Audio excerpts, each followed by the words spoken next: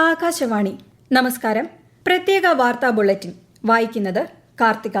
കേന്ദ്ര ബജറ്റിന് മുന്നോടിയായി പ്രമുഖ സാമ്പത്തിക ശാസ്ത്രജ്ഞരുമായി പ്രധാനമന്ത്രി നരേന്ദ്രമോദി ഇന്ന് ആശയവിനിമയം നടത്തി. ന്യൂഡൽഹിയിൽ നടന്ന യോഗത്തിൽ ധനമന്ത്രി നിർമ്മല സീതാരാമൻ, നിതി ആയോഗ് ഉപാധ്യക്ഷൻ സുമൻ ബറി, സാമ്പത്തിക വിദഗ്ധർ തുടങ്ങിയവർ പങ്കെടുത്തു. ഈ മാസം 22-നാണ് പാർലമെന്റിന്റെ ബജറ്റ് സമ്മേളനം ആരംഭിക്കുക. 23-ന് ധനമന്ത്രി നിർമ്മല സീതാരാമൻ ബജറ്റ് അവതരിപ്പിക്കും.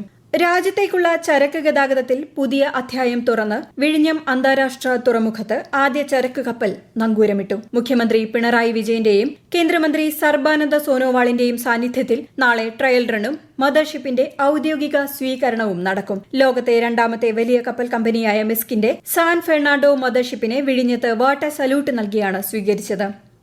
15ാം കേരള നിയമസഭയുടെ 11ാം സമ്മേളനം സമാപിച്ചു. 19 ദിവസം നീണ്ടുനിന്ന സമ്മേളനത്തിനാണ് ഇന്ന് സമാപനമായത്. നടപ്പ് സാമ്പത്തിക വർഷത്തേക്കുള്ള ബജറ്റ് ധനാഭ്യർത്ഥനകൾ സമ്മേളന കാലയളവിൽ ചർച്ച ചെയ്ത് പാസാക്കി. നിയമസഭാ സമ്മേളനത്തിന്റെ അവസാന ദിനവും സഭയിൽ പ്രതിപക്ഷം വാക്കൌട്ട് നടത്തി. കേരളത്തിൽ നിന്നും വിദേശത്തേക്ക് പോകുന്ന വിദ്യാർത്ഥികളുടെ എണ്ണം വർദ്ധിക്കുന്ന സാഹചര്യം സഭാ നടപടികൾ നിർത്തിവെച്ച് ചർച്ച ചെയ്യണമെന്ന ഉപക്ഷേപത്തിന് അനുമതി നിഷേധിച്ചതിൽ പ്രതിഷേധിച്ചാണ് പ്രതിപക്ഷം വാക്കൌട്ട് നടത്തിയത്.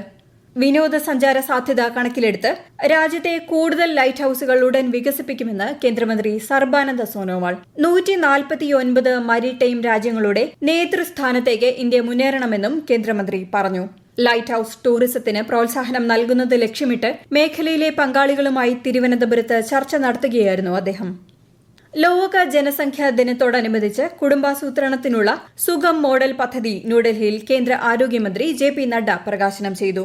സ്ത്രീകളുടെ ആരോഗ്യകരമായ ഗർഭകാലം ലക്ഷ്യമിട്ടാണ് പദ്ധതി രൂപകൽപ്പന ചെയ്തിരിക്കുന്നത്. ദേശീയ കുടുംബാരോഗ്യ സർവേയിലെ വിവരങ്ങൾ ഉപയോഗിച്ച് മുന്നോട്ടുള്ള നടപടികൾ കൃത്യമായി നടപ്പിലാക്കണമെന്ന് ശ്രീ നഡ്ഡ നിർദ്ദേശിച്ചു. കോഴിക്കോട് പാലക്കാട് ഗ്രീൻഫീൽഡ് ഹൈവേക്കായി സ്ഥലം വിട്ടുകൊടുത്ത പെരുമണ്ണ, ഒളവണ്ണ വില്ലേജുകളിൽ നിന്നുള്ളവരുമായി ജില്ലാ കളക്ടർ നടത്തുന്ന ഹിയറിംഗ് ആരംഭിച്ചു. 292 പേരാണ് ഇന്നും നാളെയുമായി നടക്കുന്ന ഹിയറിംഗിൽ പങ്കെടുക്കുക. ഭൂമിയുടെ അടിസ്ഥാന വില പുതുക്കി നിശ്ചയിച്ചതുമായി ബന്ധപ്പെട്ടാണ് ഹിയറിംഗ്. ഇടുക്കി ആർച്ച് ഡാമിന് സമീപത്ത് കൂറ്റൻ പാറ അടർന്നു വീണു. ഡാമിന്റെ ഗേറ്റിന് സമീപം കുറുത്തിമലയിൽ നിന്നുമാണ് ഇന്ന് രാവിലെ പാറ അടർന്നു വീണത്. അപകടകരമായ വിധത്തിലുള്ള പാറകൾ പൊട്ടിച്ചു മാറ്റുന്നതുൾപ്പെടെയുള്ള പ്രവർത്തനങ്ങൾക്ക് അധികൃതർ മുൻകൈയെടുക്കണമെന്ന് പ്രദേശവാസികൾ ആവശ്യപ്പെട്ടു. ഉത്തരാഖണ്ഡിൽ ജോഷി മഠിന് സമീപമുണ്ടായ മണ്ണിടിച്ചിലിനെ തുടർന്ന് ചമോലി ജില്ലയിലെ ബദ്രിനാഥ് ദേശീയപാതയിൽ തുടർച്ചയായ 3ാം ദിവസവും ഗതാഗതം തടസ്സപ്പെട്ടു. സംസ്ഥാന ദുരന്ത പ്രതികരണ സേനയുടെ സഹായത്തോടെ തീർത്ഥാടകർ കാൽനടയായാണ് നിലവിൽ റോഡിലൂടെ സഞ്ചരിക്കുന്നത്. നിർമ്മിത ബുദ്ധി മേഖലയിലെ പ്രധാന സേവന കേന്ദ്രമാക്കി കേരളത്തെ മാറ്റുമെന്ന് മുഖ്യമന്ത്രി പിണറായി വിജയൻ. രാജ്യത്തെ ആദ്യ ജനറേറ്റീവ് ആർട്ടിഫിഷ്യൽ ഇന്റലിജൻസ് കോൺക്ലേവ് കൊച്ചിയിൽ ഉദ്ഘാടനം ചെയ്യുകയായിരുന്നു അദ്ദേഹം. സംസ്ഥാന സർക്കാരും IBM-ഉം ചേർന്നാണ് 2 ദിവസത്തെ കോൺക്ലേവ് സംഘടിപ്പിച്ചിരിക്കുന്നത്. സൈബർ ലോകത്തെ തട്ടിപ്പുകൾക്കെതിരെ ജനങ്ങൾ ജാഗ്രത പാലിക്കണമെന്ന് പത്തനംതിട്ട ജില്ലാ പോലീസ് മേധാവി. സൈബർ ലോകത്തെ പുതിയ തരം തട്ടിപ്പുകൾ സംബന്ധിച്ച് നടത്തിയ പത്രസമ്മേളനത്തിൽ സംസാരിക്കുകയായിരുന്നു അദ്ദേഹം. പത്തനംതിട്ട ജില്ലയിൽ കഴിഞ്ഞ വർഷം മുതൽ ഇതുവരെ ഇത്തരത്തിൽ പരാതിക്കാർക്ക് നഷ്ടമായത് 8 കോടിയോളം രൂപയാണെന്നും അദ്ദേഹം പറഞ്ഞു.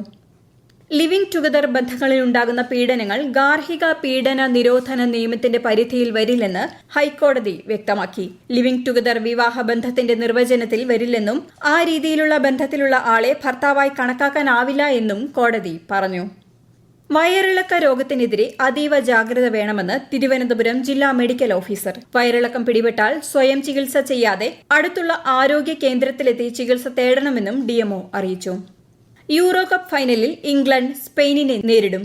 2ാം സെമിയിൽ നെതർലൻഡ്സിനെ പരാജയപ്പെടുത്തിയാണ് ഇംഗ്ലണ്ട് ഫൈനലിൽ കടന്നത്. ആദ്യ സെമിയിൽ ഫ്രാൻസിനെ വീഴ്ത്തിയായിരുന്നു സ്പെയിനിന്റെ ഫൈനൽ പ്രവേശം. തിങ്കളാഴ്ചയാണ് ഫൈനൽ മത്സരം. തിങ്കളാഴ്ച നടക്കുന്ന കോപ്പ അമേരിക്ക ഫുട്ബോളിന്റെ ഫൈനലിൽ അർജന്റീനയും കൊളംബിയയും ഏറ്റുമുട്ടും. ഇന്ന് നടന്ന 2ാം സെമിയിൽ ഉറുഗ്വേയെ ഏകപക്ഷീയമായ 1 ഗോളിന് പരാജയപ്പെടുത്തിയാണ് കൊളംബിയ കലാശക്കളിക്ക് യോഗ്യത നേടിയത്. പ്രത്യേക വാർത്താ ബുള്ളറ്റിൻ കഴിഞ്ഞു. അടുത്ത വാർത്താ പ്രക്ഷേപണം നാളെ രാവിലെ 6:45-ന്.